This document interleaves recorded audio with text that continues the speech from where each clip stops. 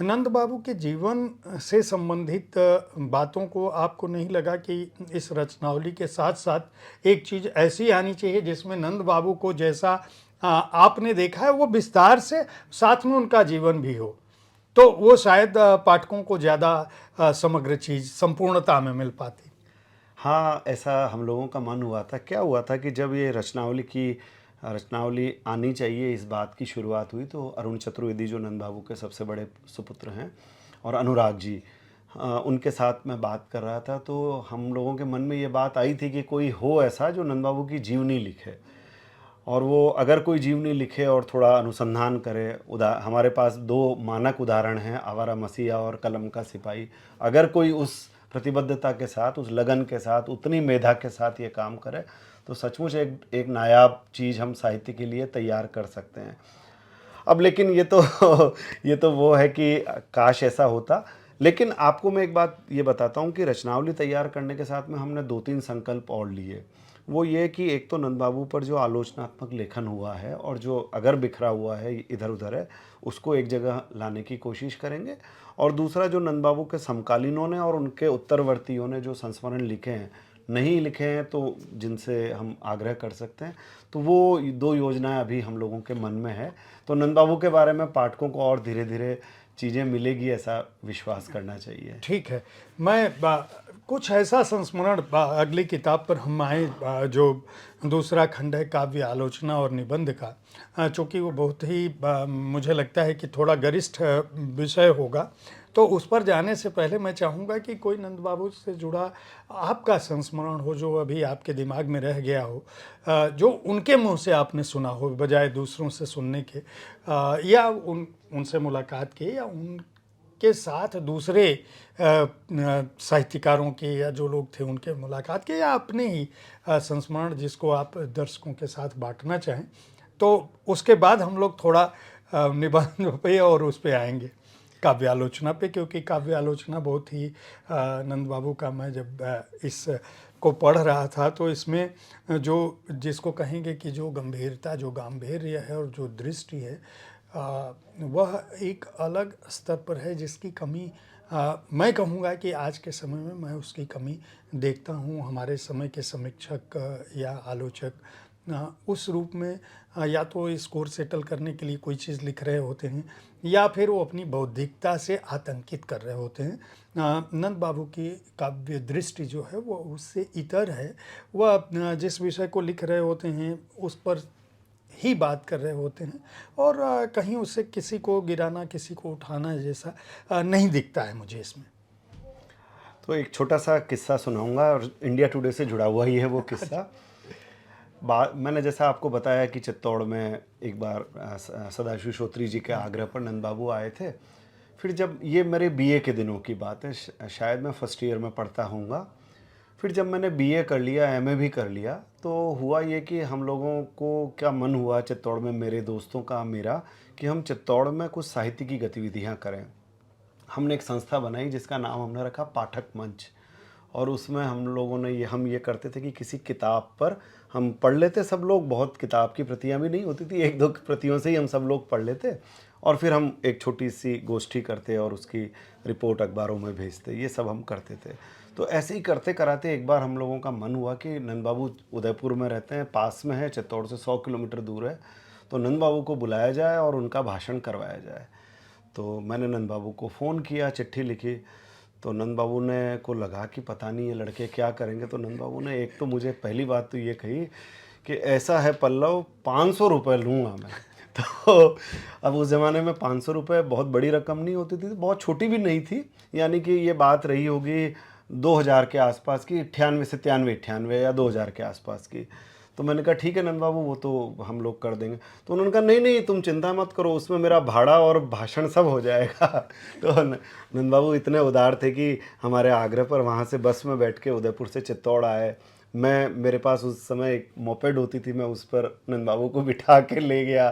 चित्तौड़ के सैनिक स्कूल में उनका भाषण हुआ। अब जो मज़ेदार बात हुई वो ये हुई कि मुझे शौक़ था कि आयोजन के बाद में रिपोर्ट बना के मैं यहाँ वहाँ भेज देता था। तो मैंने इंडिया टुडे को भी भेजी, छोटा सा फ़ोटो और एक रिपोर्ट। तो शायद उस समय जो भी रहे होंगे उन्होंने उदारतापूर्वक सप्तरंगिया जो कोई कॉलम एक चलता था इंडिया टुडे में, तो उसमें फ़ोटो और वो रिपोर्ट छापी। तो नंद बाबू जब वो छपी तो वहाँ भी इंडिया टुडे किसी ने दिया होगा या उन्होंने देखा होगा। मैंने फ़ोन किया तो उन्होंने कहा उस्ताद मज़ा आ गया। तो मतलब मेरे सर कहते थे कि नंद बाबू आशुतोष हैं, बड़ी जल्दी प्रसन्न हो जाते हैं।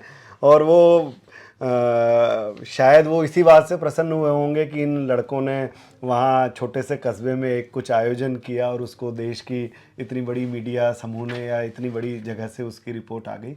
तो सचमुच आशुतोष थे जी। अब हम आते हैं इसके दूसरे खंड पर, रचनावली की, जो काव्य आलोचना और निबंध से संबंधित है। इसमें भी आपने हर एक तो रचनावली के साथ अच्छी बात यह है कि आपने बड़ी संक्षिप्त सी भूमिका लिखी है, लेकिन उसमें उसका एक तरह से सार आपने रख दिया है। एक सवाल मेरे दिमाग में आया, ये शायद मेरी नज़र से गुजरने वाली पहली रचनावली है जिसमें बहुत संक्षिप्त भूमिका के साथ रचनावली आई है। सामान्य तौर पर संपादक क्या करता है कि पूरी रचनावली का सब कुछ उसमें लाने की कोशिश करता है। आपने वो काम नहीं किया है। आपने पाठक के ऊपर छोड़ दिया है कि भाई ये भूमिका है कि ये चीज़ मैंने इस किताब में रखी है और बाकी तुम पढ़ते चले जाओ और पढ़ सको ताकि जान सको। इसमें जो पहला भाग है उसमें साहित्य के बुनियादी सरोकार से बात शुरू होती है और फिर 3 भाग हैं जिसमें कविता का रचनात्मक शिक्षण और कहानी का मर्म है, 2 ये अलग खंड है। और फिर तीसरे भाग में स्त्री की जो बात महत्वपूर्ण ढंग से आई है, शिक्षा का जो उसका सरोकार है, धर्म का है, हिंदू धर्म का, ये और असंकलित लेख भी इसके अंदर शामिल किए। जो 2 पुस्तकें हैं जिनसे आपने इनको, उन पुस्तकों का अंश तो रखा ही, अलग से भी रखा है कि सब संसार की यायावरी और यह हमारा समय गद्य लेखन का हौसला, ये परिशिष्ट। ये जो लेख हैं ये साहित्य, स्त्री, शिक्षा, धर्म, अध्यात्म, हमारा समय, इन सब पर बहुत ही तीक्ष्ण दृष्टि डालते हैं, पैनी दृष्टि है। उस समय का हमारा साहित्य जगत का एक साहित्यिक व्यक्ति जो स्वयं बहुत एक बड़ा कवि था, एक बड़ा लेखक था, उसकी दृष्टि अपने समय, अपने समाज, अपनी कुरीतियों, अपनी परंपराओं और वर्तमान पर इतनी पैनी थी कि उसने कोई ऐसा विषय नहीं था जिसको छोड़ा हो लिखने से। दूसरा, जो ब्राह्मणवादी संस्कृति है जिसको आपने बाकायदा स्वयं प्रकाश जी का भी उल्लेख किया है, जो इतिहास दृष्टि थी नंद बाबू की, इस रचनावली का संपादन मुझे लगता है कि करते समय आपको ज़्यादा कठिनाई आई होगी, क्योंकि विषय की विविधता बहुत थी, विशालता बहुत थी। ठीक बात है। एक पहली बात तो ये कि मैं लंबी भूमिकाएं लिख सकता था, कोई उसमें क्या थोड़े थोड़े कोटेशन और डाल देता। लेकिन देखिए ऐसा है कि किसी को बोर क्यों करना, और आप जानते हैं कि हम लोगों को ये सुनना पड़ता है कि हमारे कारनामों की वजह से पाठक दूर हो रहे हैं, तो कम से कम अपने हाथ से तो कोई ऐसा कारनामा ना हो। दूसरी बात ये कि जो नंद बाबू की आलोचना, जिस बात की तरफ आपने इशारा किया वो बिल्कुल ठीक किया कि बड़ी तीक्ष्ण और बड़ी मार्मिक टिप्पणियां नंद बाबू करते थे। असल बात क्या है, देखिए जो आपने शुरू में भी ये बात कही थी बातचीत के शुरू में कि स्कोर सेटल करने वाली बात आजकल जैसी हम देखने को मिलते हैं, या पांडित्य प्रदर्शन की, एक्चुअली क्या था, नंद बाबू जितने कवि थे उतने ही वो कविता के चिंतक भी थे और उतना ही वो साहित्य के और समाज के चिंतक भी थे। वो केवल कविता लिखकर अपना कर्तव्य पूरा करने वाले लोगों में से नहीं थे, बल्कि अपने समय में साहित्य की पक्षधरता की लड़ाई लड़ने वाले आदमी भी थे। जैसे मैं आपको एक उदाहरण देता हूँ, कन्हैयालाल सेठिया हमारे राजस्थानी के बड़े कवि हैं, उनका नंद बाबू बहुत आदर करते हैं, उन पर एक लेख लिखा है पूरा। लेकिन जहाँ कहीं भी उनको लगता है कि कन्हैयालाल सेठिया की कविता भाववादी हो रही है या जीवन से थोड़ी सी दूर हो रही है, तो नंद बाबू तुरंत वहाँ टोक देते हैं। मतलब जब मैं रचनावली का काम कर रहा था और मैं भूमिका लिख रहा था और नोट्स ले रहा था, तो मैं अनुराग जी से बात करता था और मेरे और शिक्षक मित्रों से बात करता था, तो मैं कहता था, मैं उनको एक बात कहता, नंद बाबू किसी को आसानी से माफ़ नहीं करते थे। मतलब ये कि पक्की कठोरता से वो खबर लेते थे। तो ये अच्छी बात है। देखिए, इससे एक चीज़ पता चलती है, वो ये पता चलती है कि एक कवि की वास्तव में जिसे कहना चाहिए विश्व दृष्टि क्या है। वो होता क्या है ना कि आप अगर केवल जैसे ये है कि इल्हाम आपको हुआ, आपने 4, 6, 8, 10 पंक्तियां लिख दी और अब आप ये आग्रह कर रहे हैं कि मुझे कवि मान लीजिए।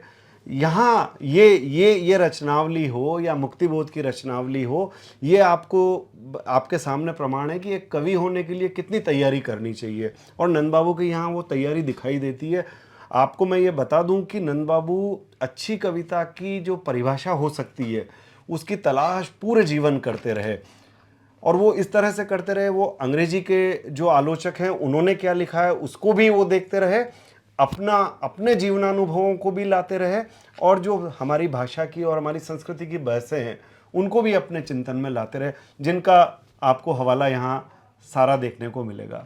तो मैं इतनी सी बात और कहना चाहता हूँ कि एक कवि अगर कवि बनता है, अगर वो सचमुच कवि कहलाने का अधिकारी है, तो उसके लिए कैसी सघन तैयारी होनी चाहिए, उसका भी प्रमाण नंद बाबू का रचना संसार है।